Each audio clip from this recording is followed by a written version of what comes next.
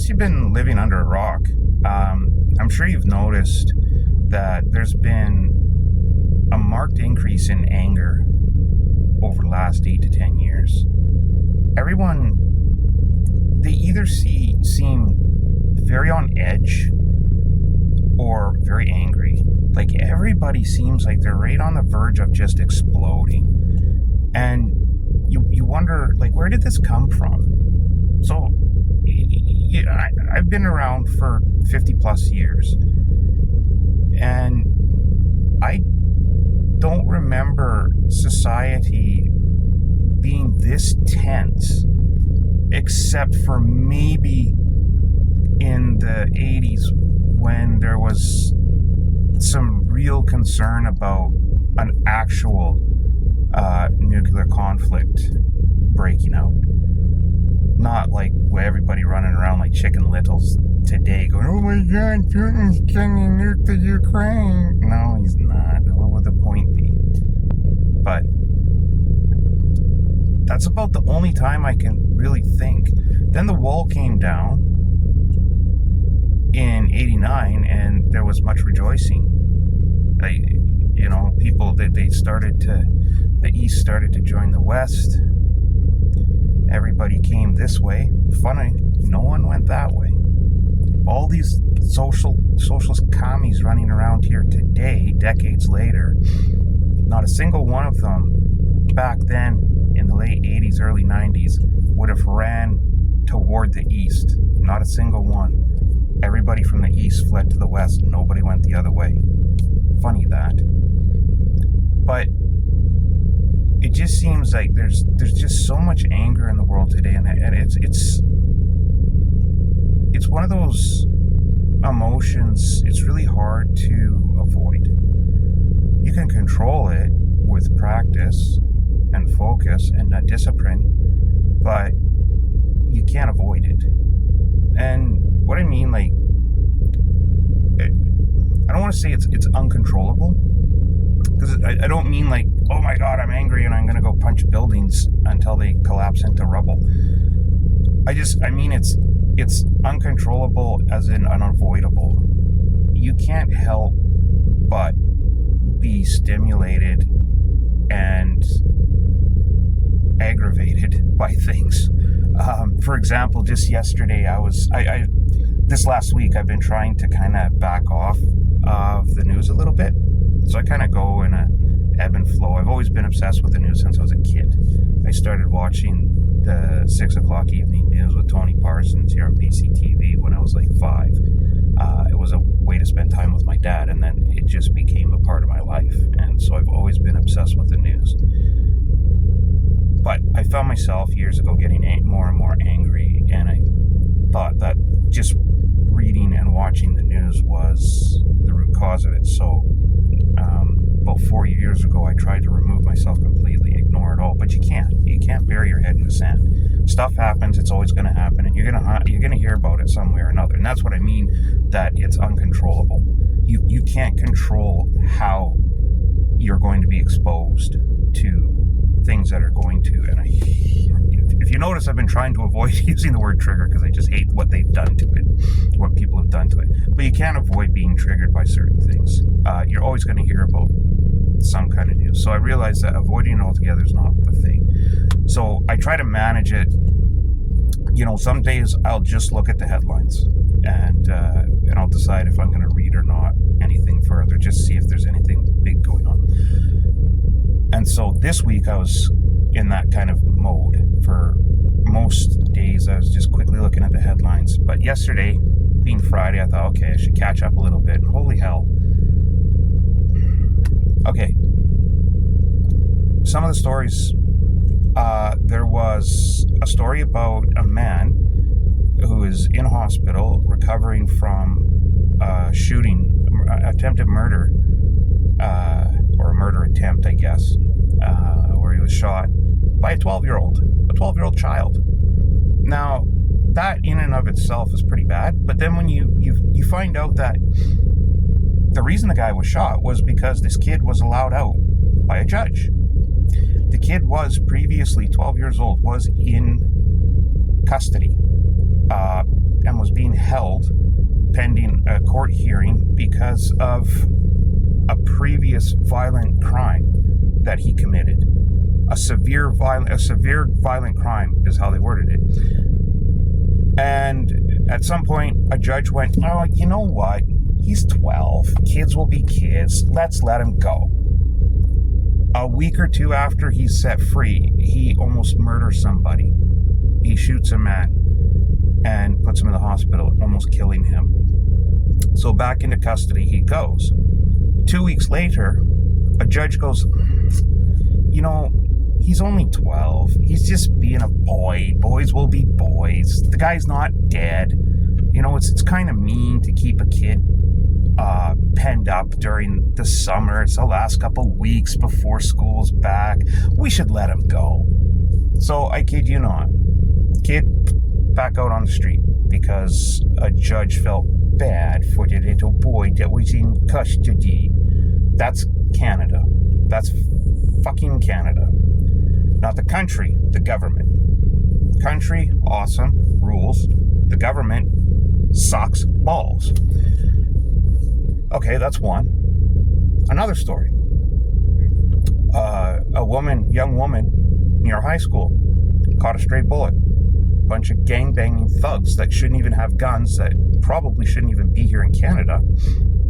I don't know. One probably made fun of the other or disrespected his shoes, and shootout. And of course, the thugs, they don't hit one another because they don't know how to handle a firearm. They don't know how to shoot. They should never be in possession of guns to begin with. All these illegal guns that come in from the U.S.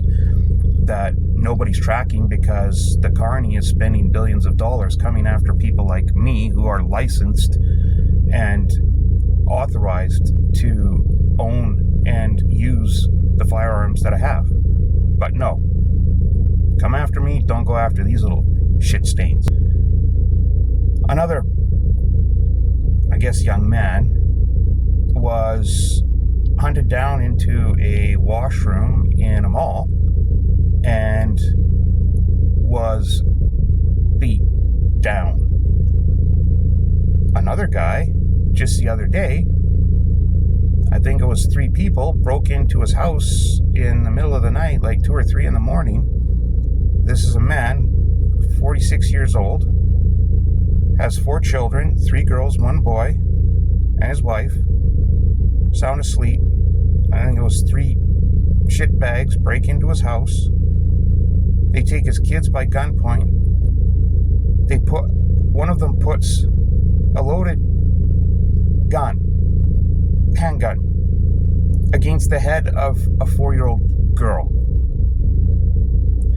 They were rounding the kids up. They locked the boy in the room. The father is trying to assess the situation and figure out what can he do. And like a lot of people, I think his fight or flight kicked in and he chose to fight for his family. I think in his risk assessment, his real-time risk assessment, he went, okay, if I do nothing, they're probably going to murder me and my family. If I do something, they're probably going to murder me, but maybe my family gets away. I will buy them time so that they can run away and escape. I'll take my chances. Because I can't tell you how many times I've seen security camera footage from various cities in the news showing people complying. You know, shop owners, business clerks, some shit stain comes in, robs a place, and they're completely compliant. They do everything they're asked, and they're kind of hovering and, you know, hunched up in a corner, just trying to disappear in a tight little ball. You know how humans, if I am as small as I can be, then I'm in the least amount of danger, right? They're just trying to disappear. Please don't kill me. I've done everything you've asked. And on the way out, you'll see these pieces of shit just shoot them. There's no reason to do that. There's no reason to murder somebody after they've cooperated with you, but they do it anyway. So you think, okay, when these shitbags break into a house, when they decide to go rob a business, they've already made the decision for the person inside. The person inside that's being robbed, that's being house invaded, they never get a chance to decide what they're going to do. They never get a chance to decide, am I going to fight this person? Am I going to roll over and just take it and hope that they leave me alone? What am I going to do? They don't get that chance. They don't get that choice. The person breaking in has already made that choice for them. So when you have 3 people break into your house in the middle of the night, willing to put a loaded gun to the head of a 4-year-old to get what you want, that person has already decided, before they even kick down the door and entered the premises, that person has already decided that they're going to do anything and everything, right up to putting a loaded gun against the head of a 4-year-old girl and pulling the trigger. They've already decided they're going to do that. And I can only imagine the father, again, in real time, that I can't remember what it's called, that phenomenon when the body is under immense stress, where the brain speeds up, and so everything slows down, so it gives you time to make more complex decisions in a spare of the moment. So I can only imagine this father going, okay, they're already gone this far. They're already threatening my little girl, my 4-year-old girl, with a gun to her head. They're going to kill my family. So my choices are to comply, and chances are my entire family's going to die, or fight and give at least some of my family members a chance to escape and survive. And so that's what he did. And he struggled, and one of the shitbags shot the father. Witness accounts say 2 times. They heard 2 shots. When police finally did arrive, of course the thugs were long gone. No description, because they were wearing masks and hoodies, and they were gloved up and everything, so they've got no idea who these people were. They don't even have descriptions to go on. They just know I'm pretty sure it was 3 of them. The father was still alive when the police got there, but unfortunately he was eventually pronounced dead at the scene, so he must have perished before they could even package him up and get him to hospital. Now, that night, not too far from there was another home invasion in the middle of the night. Some people had their doors kicked in and were roughed up, but thankfully, I shouldn't say just, but I mean, when you consider the alternative of murder, thankfully they were just assaulted and not murdered, so they survived. Now, this is Canada, remind you, this is Canada. This kind of stuff never happened here 8-10 years ago. And that's what makes people angry. And when I was growing up, I hate to be that person. Well, in my day, we didn't. Nah, but still, in order to get stories like this, you would have had to comb the entire country, and you'd have to look at a time frame of like weeks, if not a month, in order to get 3 or 4 stories like this. This all happened in the last few days in GTA, Greater Toronto Area. This isn't something that happened spread out across the country over the last several weeks. Canada's a small country. Up until 5 minutes ago, we were about 35 million, and then numbnut Trudeau opened his yap, and we got inundated with 10 million fucking illegals who don't belong here, all from about the same 3 or 4 shithole radical Islamic nations that absolutely hate the West and want to see everything about it burned to the ground. These are the people that Trudeau went, that's a good way to boost our population. No skills, no desire to integrate and assimilate the culture whatsoever.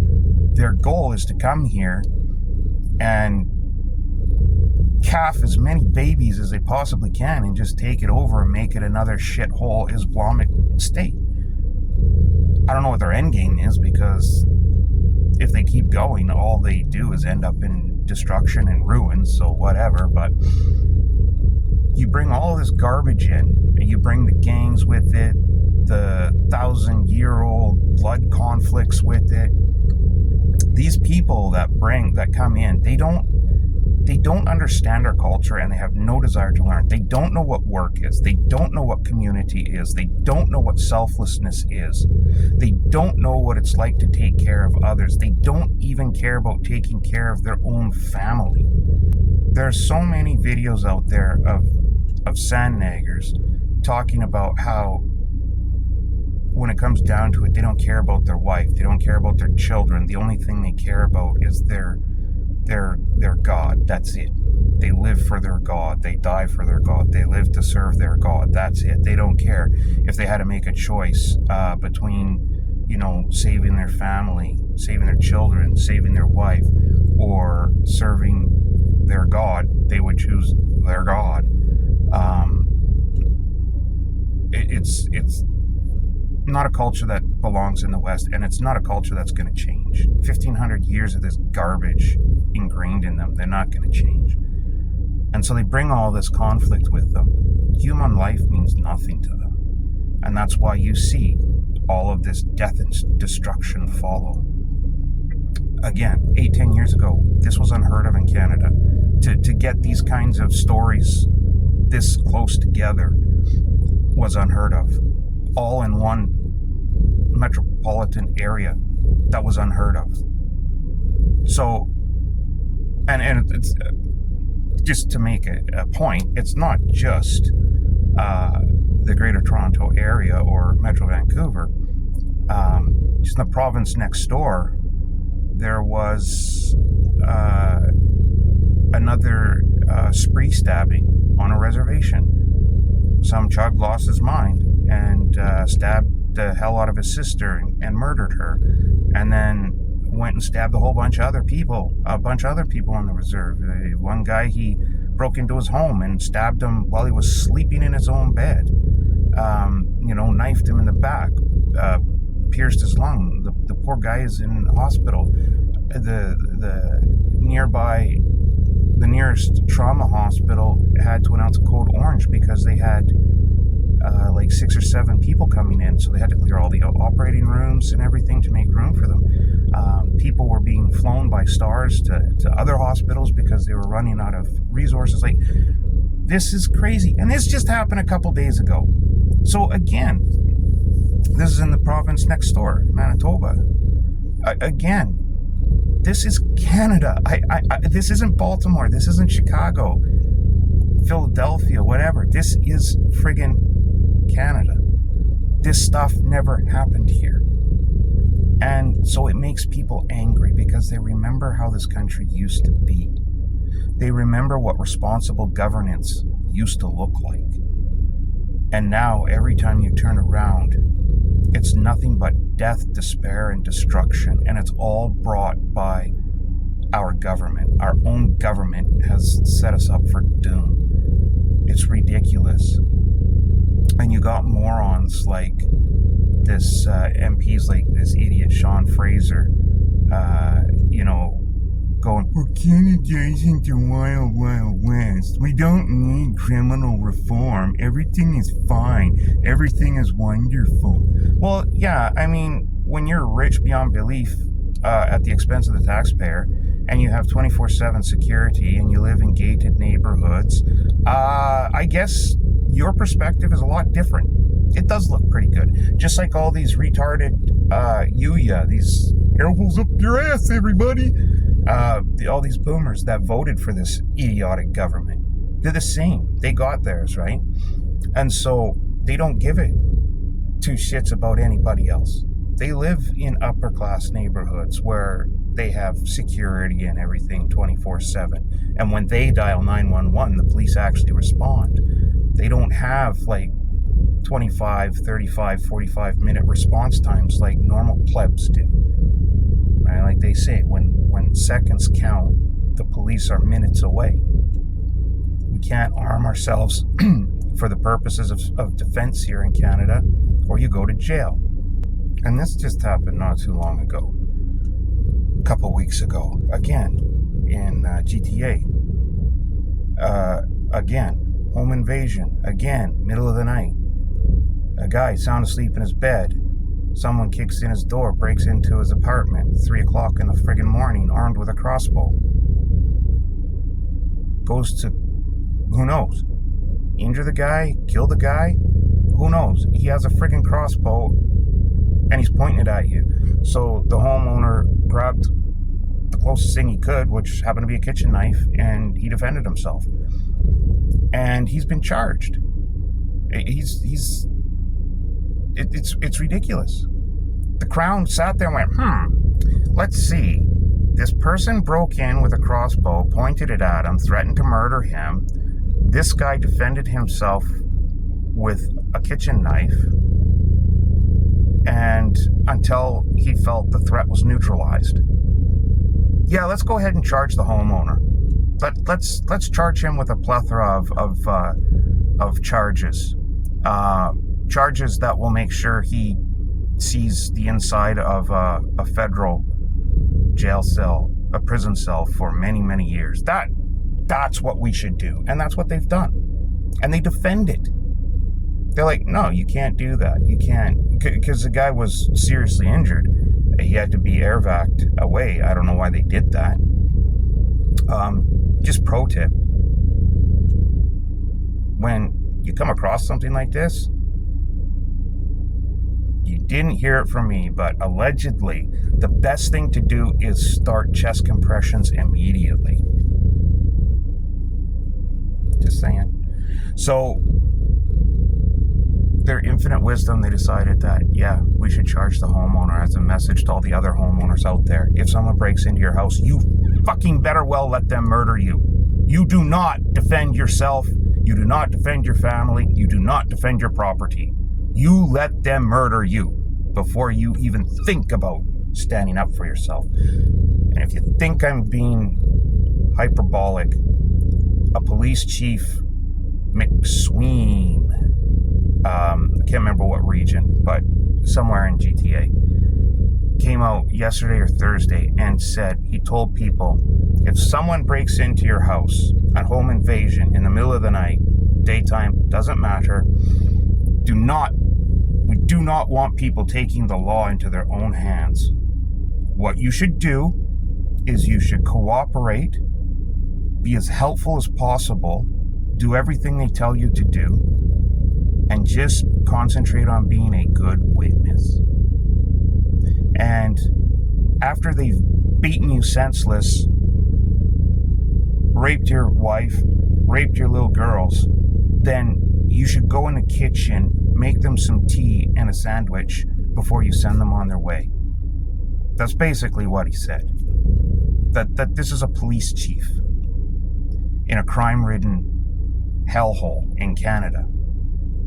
His advice to people, his direction to people: if someone breaks into your home, do not engage them, do not try to fight them, do not try to protect your family, do not try to protect your wife or your little girls from being brutally raped. Don't do any of that. Just lay down on the ground with your hands and feet in the air, exposing your belly, and just say, yes sir, no sir, 3 bags full, sir. That's it. That's all you say. That's all you say. You don't do anything. Don't even look at them wrong. And then just try to be a good host. A good witness. How ridiculous is that? Like, he's basically telling all you women out there, all you young women, if some shitbag sand nigger breaks into your home, you may as well just strip down, get naked, get comfortable in bed. You know, having spent 10 years at BCIT in school, pro tip for you, get some lube yourself up. It'll make it easier. It'll make it easier for you, and just let them go to town on you. And after they're done violating the hell out of you, make sure you make them some tea and a nice sandwich before you send them on their way. Be a good host. A good witness. This is coming from a police chief, and this is just par for the course. This isn't a one-off either. A few months ago, in an effort with the police to try and curb all of the auto thefts in in Greater Toronto area. One of the police chiefs or inspectors or some, executive level management comes out. His advice was leave your keys in a bowl right next to the front door, because people just want your car. They just want your car keys. So when they kick down your door in the middle of the night, they just want your car keys so they can steal your car and go. So don't try to defend. Don't try to put up any countermeasures. You may as well leave your door unlocked so they don't have to kick it in and put it in a bowl. Like, he basically gave the blueprint to all the criminals. Here's what people in GTA are going to do. They're going to put the car keys in a bowl at the front door so that when you kick the door in, it's just right there. You grab the keys and away you go. What criminal is going to go through the trouble of kicking down someone's door and just stop at grabbing the keys? At the very least, they're going to go rummaging through the immediate couple of rooms to see if they can grab anything of value, a purse, a wallet, some jewelry that might be lying around, the chocolate chip cookies or something, or maybe Krispy Kreme donuts that are on the counter. Like, they're going to take stuff. They're not just going to stop at the keys. And if you happen to be, coming down the stairs at that moment or whatever, you're just supposed to stand there and ask them if you can make them tea and a sandwich. Like, it's ridiculous. So you got one police chief saying, put your car keys in a bowl right next to the door so that thieves can kick your door down, grab the keys and go. You got another police chief saying that if the people do actually break in and gain access to your house, just lay down on the floor, let them ravage you, let them beat you, let them rape you, let them beat and rape your family, and then make them tea and a sandwich, and just try to be a good witness. Sorry, I keep getting that wrong. People hear this, they see this, and they get angry. And how can you blame them? I mean, you take all this into consideration. It's no wonder people are angry all the time. You can't turn the news on. You can't go to town without hearing someone talk about something terrible.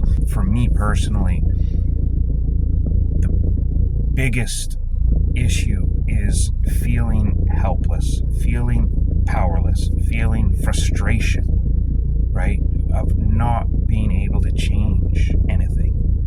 You have no power to do anything. And in Canada, a lot of people have a gross misrepresentation of Canada in their head, that they think Canada is this wonderful, free country. It's not. It never really has been. You really have to toe the line here in Canada. And if you speak out at all against, especially the regime today, you go to jail. Like, this is Canada now. Not the country, the government. Country's still awesome. Government sucks balls. And people are saying, well, you wouldn't be able to say that if it was so oppressive. Yeah, it's coming, you dink. Just wait. This kind of stuff is coming.